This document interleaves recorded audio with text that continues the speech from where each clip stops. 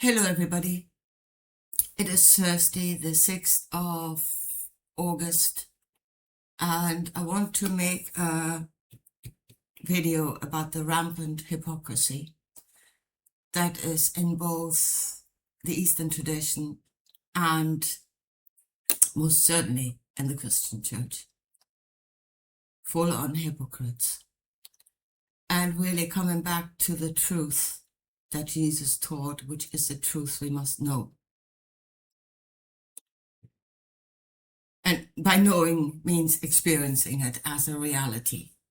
We need to get to the point where we experience it as a reality within ourselves. That has to be our being.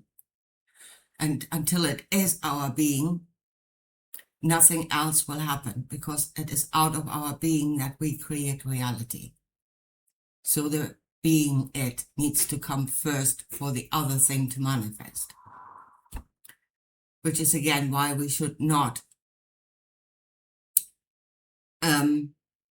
so much imagine our desire fulfilled, but we must observe the change within ourselves.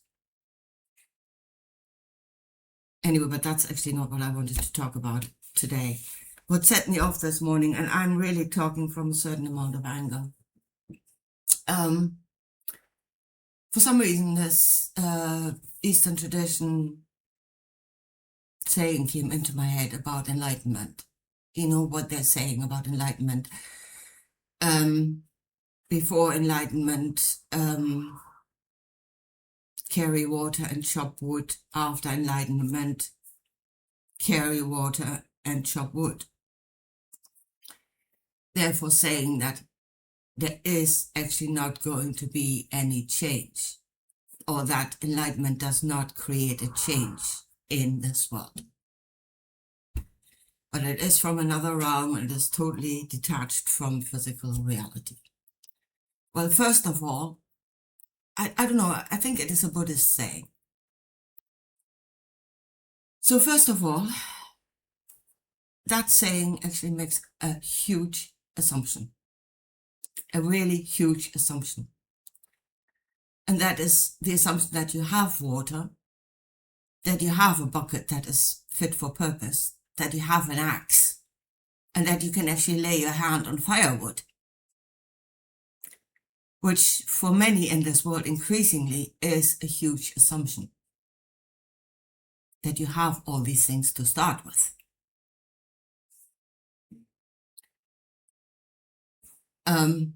You might be living with muddy, contaminated water. You have something to carry it in that is not fit for purpose. Your axe is in bits and you can't lay your hand on firewood. That might be the reality for a lot of people in this world.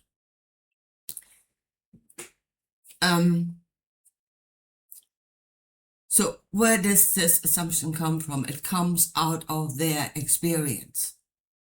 Yeah, they have knowledge coming out of their own experience. And they are sitting in a monastery somewhere where all these things are provided. You do not have to think about it. And they're not, I would say, provided because I'm coming from some divine thing somewhere. It's because the people support the monasteries. They provide for the monks. So, and this is where the hypocrisy already comes into it. Yeah? We're sitting here enlightened. We don't have to do anything, and we know that. Now, that is because everybody else is working to keep you. And for a lot of so-called enlightened gurus, yogis, even Western enlightened people, that is the truth. It's not coming from a divine anywhere. It's other people supporting them, and the other people have to work. And the other people might even go without. Because, and that is very true even mostly in the Christian, because their hypocrisy reaches a completely new level. Bad enough in the Eastern tradition, but Christianity has taken it to absolute heights. by teaching the people self-sacrifice. Yeah, by teaching people that they have to give to others to be a good Christian.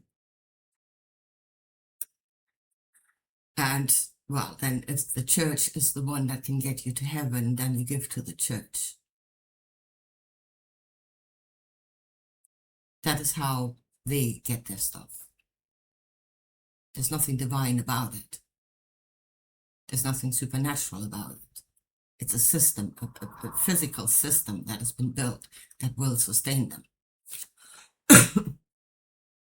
And then again, from this wonderful place of elevation, well, they are closest to God, aren't they? They are God's representatives on earth. So from that wonderful place of elevation, they preach poverty, they preach denial of self, they preach, give. They preach chastity. I don't even want to go there. And I mean, of course, you can see the blazing hypocrisy when you look at it. Especially the Catholic Church is one of the richest institutions in this world, preaching compassion and self-sacrifice. Yeah. But I mean, even the chastity thing, okay, I would say in the Eastern traditions, maybe they have, I don't think there are any big scandals around that in Buddhist monastery, unless I missed that. There might be. So they might have found some breathing techniques to overcome that specific desire. I mean, the Catholic Church, or other churches, I mean, other preachers as well. There's just been a scandal here in Northern Ireland. Somebody preaching, one thing and doing another. So, no, I would say for the most part in the Christian church, there was no great effort to overcome sexual desire. It was more a case of make sure you're not going to be found out. Other than that, do whatever you like, apparently. I mean, again, hypocrisy is rampant. Absolutely rampant. You're told to overcome the body. You're told to overcome your needs. You're told to overcome any desire. You must be freed from desire. Freed from desire. That was actually a very good song I really liked at the time. Anyway. And then there are techniques that will free you from desire. You breathe the correct way or something like that. Tie your limbs into a knot and breathe. Right. Jesus actually taught none of those things. Absolutely none of them. He did not teach to be free of human desire. Again, the church would make him out to be this man that was, I don't know, out of this world already, removed. In a way he was, but I'll come to that in a minute. And he had no desires. He was completely free. While he ate, he drank. Apparently he had a girlfriend or a wife later on. That is what the Gnostic things would tell you. So he was not that unworldly. He experienced anger, he experienced other emotions. He was not that unworldly. So that's the first thing where the teaching becomes false. And no, he did not preach suppression of desire. He preached the fulfillment of desire. You do not have to suppress it. You have to know that you will receive. That is what he preached. Which is, of course, the one thing the church, especially the church, will take you away from as fast as they can. Because if you receive for yourself, you do not need their authority, and you most certainly do not need to pay them anything to save you. Because that's the point, you can save yourself. That is what will set you free, the knowledge that will set you free, that you can save yourself. And no, not detached from the body. I'd say I know he ate, he drank. Maybe he did more than kissing Marilyn Magdalene on the mouth. Yeah. And even after the resurrection, there's a thing. And the Gospel of Luke is making very, very clear what has happened there. Very clear. He was changed, his outer appearance had changed, but he was still in a solid body. And secondly, he was eating and drinking. The gospel of, to make sure that his disciples knew he was not a ghost. He says, look at me, I'm doing this. Ghosts don't eat and drink. The Gospel of Luke is making very clear, it's at pains to make people see that he was still in a physical body with physical needs. So basically what that says is, before the resurrection, eat fish and honeycomb. After resurrection, eat fish and honeycomb. But, and here it is, you know that you will have fish and honeycomb to eat. That is the point. Not that you have suppressed the desire, because it's the will of some God that you're starving, but that you know you will receive. That was the point. And that knowledge must be within you. It cannot be given by anybody else. And you might follow somebody who has that knowledge within him to do these things for you, but then you are not free. You are dependent on that other. And Jesus didn't want to create dependence. He wanted the knowledge to be in all, for all to be free. So there's no suppression of desire. There's no getting out of the physical body. There is knowing that whatever you need, you will receive, and not by others working and giving it to you, but by some other means. But that it will happen.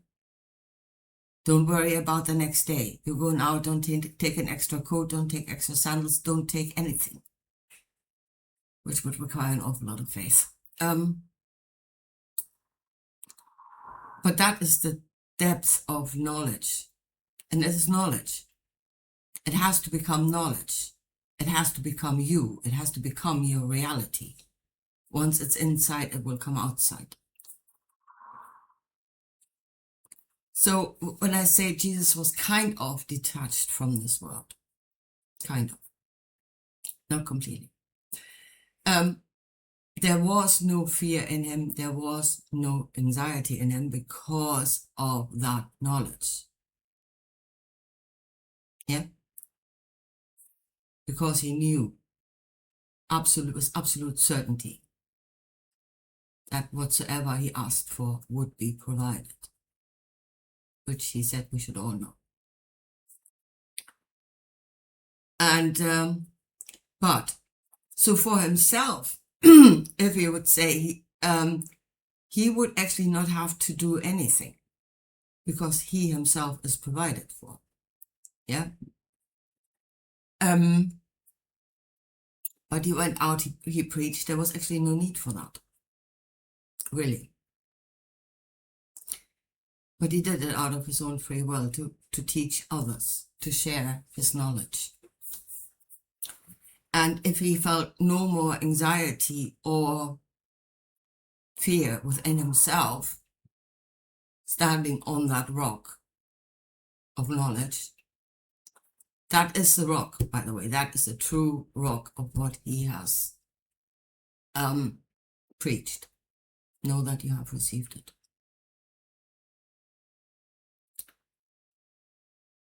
be afraid for nothing. It will be all right. Again, it takes an awful lot of faith. So for himself, there was no more fear and there was no more anxiety. It's not that there was no more need. There was still need for himself, for his own body, for, food, stuff like that. But there was no more fear or anxiety that it wouldn't be provided. Now, but he chose to connect to the fear and the anxiety of others because he was moved by compassion. Yeah? That means he was in a position where he connected to others and knew their fear and then their anxiety. Again, that was his choice. He didn't have to do that in order to give healing, stuff like that, and to teach them to, you can do it yourself. That was all. He says, how long shall I be here and do the stuff for you? You of little faith. He didn't want to do it forever. He wanted others to catch on and do it for themselves. But as I said, through the connection, knowing the fear and the anxiety of others and moved by compassion. And that is actually the point where you love your neighbor as yourself. Even if that fear, anxiety does no longer exist inside of yourself, you share that of others and you heal the anxiety in others. But that is a choice. That is something he chose. He chose to feel that, the anxiety of others. I'm sure he could have closed himself off from that if he wanted to. So, yeah, the hypocrisy that is in this world, mostly coming from those that claim enlightenment and a closeness to God, whichever way, that preach really water and drink wine, even in the smallest ways, even if it is just the food and the shelter. But if even that is provided by somebody else, and you sit in there in safety, and from that safety, which is not the reality of most people, you proclaim that you've reached a place of enlightenment. I think Jesus actually did. He did something, a place of true enlightenment. That did not mean you have to suppress your desire, that you do not have to deny who you are. That absolutely acknowledges that you have needs. And what he preached was actually something useful. Something that would actually help you. Something that would be in service to life. Knowledge was given to serve. Knowledge should serve life. I am the truth, I am the way, and I am the life. I am life. I am the truth and the way to life.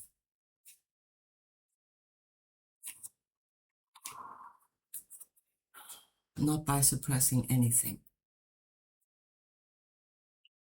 Not by denying anything. That was the way of the cross that came later, but that is, I'm still not sure what he actually thought he was doing there. If you leave that bit away and just look at